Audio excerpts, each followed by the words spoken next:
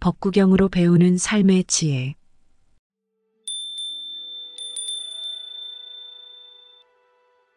선을 버리는 것은 나를 버리는 것이다. 진실을 알아 진실이라고 하고 거짓을 보아 거짓임을 안다면 이것은 올바른 계책이다.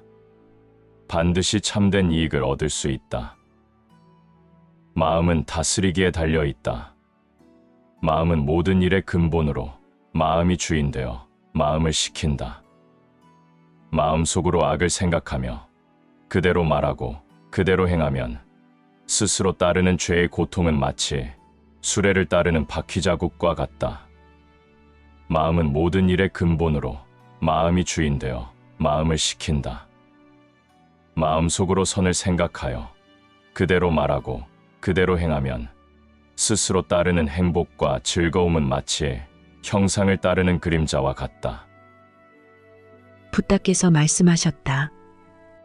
개를 기둥에 묶어 놓으면 개는 끈을 끊지 못하기 때문에 기둥을 빙빙 돌면서 서기도 하고 앉기도 하며 눕기도 하지만 기둥을 떠나지는 못한다. 이처럼 사람들도 육신에 묶여 탐욕을 일으키고 매달려 떠나지 못하기 때문에 욕심의 갈증을 벗어나지 못한다. 그것은 이미 오랜 세월 동안 마음이 탐욕과 분노와 어리석음에 물들었기 때문이다. 수행자여, 마음이 번거로우면 세상이 번거롭고 마음이 맑고 깨끗하면 중생계 또한 맑고 깨끗해진다. 얼룩새가 하나지만 몸의 색깔은 수없이 많듯 사람 역시 몸은 하나지만 마음의 얼룩은 얼룩새의 몸빛깔보다 더 많은 것이다. 모든 사람은 바로 그러한 한계를 벗어나기가 어렵다. 기둥에 묶인 개처럼 세상을 맴돌고 있을 뿐이다. 그러나 깨달음이란 것이 있다. 붓다의 말씀을 만나 스스로를 이롭게 할 수 있다면 얼마나 엄청난 현명함일 것인가. 오늘의 삶을 살아가면서 바로 그 깨달음의 길로 들어서기를 주저하지 말라. 그것이 그대의 삶을 성공의 길로 들어서게 하는 지름길이 될 수 있기 때문이다. 붓다의 말씀처럼 얼룩새는 몸뚱이는 하나지만 몸의 색깔은 수없이 많다. 사람 역시 몸은 하나지만 마음의 얼굴은 얼룩새의 몸빛깔보다도 훨씬 더 많다. 그대 가슴 속에 가득 차 있는 그 마음의 얼룩을 지워버리기 위해 선선히 붓다의 말씀을 만나라. 그것은 그대를 크게 이롭게 한다. 이롭게 할 뿐만 아니라 현명함으로 그대를 인도한다. 마음은 다스리기에 달려 있다. 마음속에 뜨거운 불을 지피면 마음은 어쩔 수 없이 활활 타오른다. 마음속에 찬설이 비바람을 몰아넣으면 마음은 또 어쩔 수 없이 냉정해지며 폭풍으로 휘몰아친다. 그래서 마음을 일컬어 허령불매라고 말한다. 마음은 형체가 없어 텅 비었으나 그 작용은 뛰어나 신령하고 밝다는 뜻이다.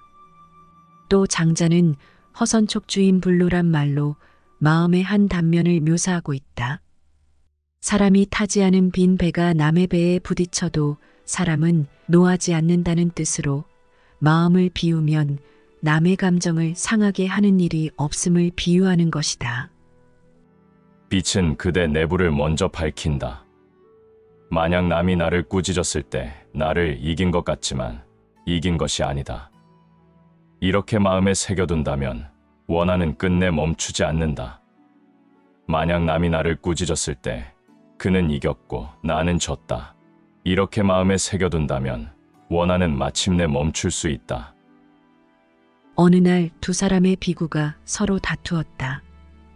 그런데 한 사람이 욕을 하고 꾸짖어도 다른 한 사람은 침묵만 하고 있었다. 욕을 하던 비구가 금방 뉘우치고 사과했지만 침묵했던 비구는 받아들이지 않았다. 끝내 사과를 받아들이지 않자 절에 있던 비구들이 서로 권하며 충고하느라 갑자기 시끄러워졌다. 이러한 전후 사정을 듣고 나서 붓다께서 말씀하셨다. 어떤 어리석은 비구가 남이 뉘우치고 사과하는데 그것을 받아들이지 않았는가? 남의 뉘우침을 받아주지 않으면 그는 어리석은 사람이다. 그런 사람은 오랫동안 이익 없는 괴로움을 받을 것이다. 붓다께서는 다시 개성으로 말씀하셨다. 남을 해칠 마음이 없었더라면 성냄에 얽매이지 않으리니 원한을 오래 두지 말고 성내는 마음에는 머물지 말라. 비록 화가 머리끝까지 치밀더라도 그것 때문에 막말하지는 말라. 남의 흠을 찾아서 약점이나 단점을 들추지 말고 항상 자기 자신을 잘 단속하여 정의로서 자신을 살펴나가라. 자바암경에 나오는 붓다의 말씀이다. 분노와 어리석음은 언제나 나란히 함께 다닌다. 그들은 물속에 있다가도 불 속으로 뛰어들며 높은 언덕에서 느닷없이 아래로 굴러떨어진다. 그대가 그들을 다스리지 못하면 마침내 그들이 그대를 다스리게 된다. 어리석음에 사로잡히면 어둠의 터널로 들어설 수밖에 없다. 그 터널 속에는 온갖 교만과 사치와 허영과 시기와 질투와 미움의 감정들이 싹을 틔우고 있다. 그러나 깨달음으로 눈이 떠지면 자기 자신도 모르는 사이에 어둠의 터널 앞을 스치며 지나게 된다. 악의 씨앗들이 그의 시야에 들어오지 않기 때문이다. 아우렐리우스가 말했다. 인간의 영혼은 내부에서 빛을 발하는 투명한 구체라 할 수 있다. 그 빛은 영혼에 대해서 모든 진리와 광명의 원천이 될 뿐만 아니라 일체의 외부적인 존재에 대해서도 빛을 비춘다. 이와 같이 하여 인간의 영혼은 참된 자유와 행복한 상태 속에 있는 것이다. 다만 외부 세계에 대한 정욕이 그 구체의 미끄러운 표면을 소란하게 하고 어둡게 하는 것뿐이다. 그것 때문에 손상당하는 것이다. 그대의 영혼이 그대 내부로부터 발하는 빛은 모든 진리와 광명의 원천이 되는 것들이다. 그것은 어둠의 터널과는 너무나 먼 거리에 있다. 그러면서도 만약 그대가 어리석음에 사로잡혀들기만 한다면 그대는 결국 그 빛을 놓쳐버리고 만다. 그대 내부에 있으면서 빛을 발하는 그대를 위한 그대 자신의 것인데도 불구하고 말이다. 틈을 주지 말라. 오로지 올바른 뜻을 쫓아 행하고 깨달음에 매진하라. 원망하는 마음은 밝지 못하고 어둡다. 원망으로 원망을 갚는다면 마침내 원망은 멈추지 않는다. 오직 참는 것으로 원망은 멈추나니 이것은 열애의 영원한 진리다. 남을 꾸짖기를 좋아하지 말고 자기 자신을 살피기에 힘써라. 만약 이것을 알 수 있다면 근심은 영원히 사라져 없어질 것이다. 원망한다는 것은 남을 못마땅하게 여기고 탓하거나 지나간 일에 대해 불만족스럽게 여기는 것을 말한다. 그렇기 때문에 원망하는 마음은 밝지 못하고 어두운 것이다.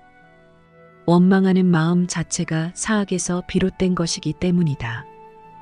그래서 프랑스의 철학자 아미엘은 그런 그대를 꾸짖는다. 왜 그대는 타인의 악의에 대해서, 망언에 대해서, 질투에 대해서, 교활에 대해서 성급해지고 마는가? 차라리 모든 것을 씻은 듯이 잊어버리라고 충고한다.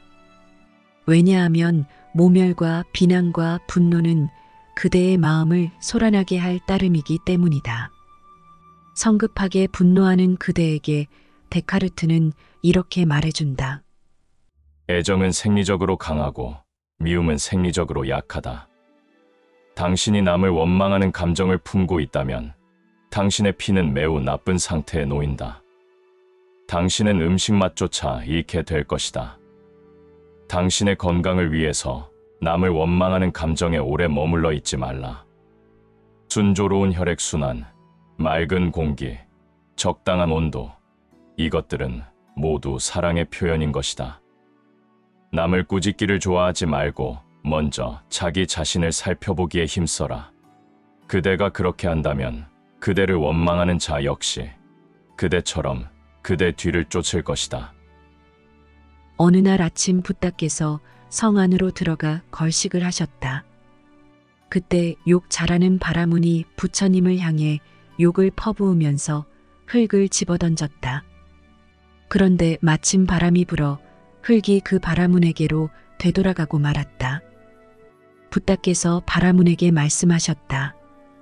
어떤 사람이 성내지도 않고 원한도 없는데 그를 욕하고 꾸짖더라도 마음을 깨끗이 하여 앙심을 품지 않으면 그 허물은 도리어 욕을 한 사람에게 돌아가나니 마치 흙을 끼얹더라도 역풍이 불어와 오히려 자기를 더럽히는 것과 같느니라.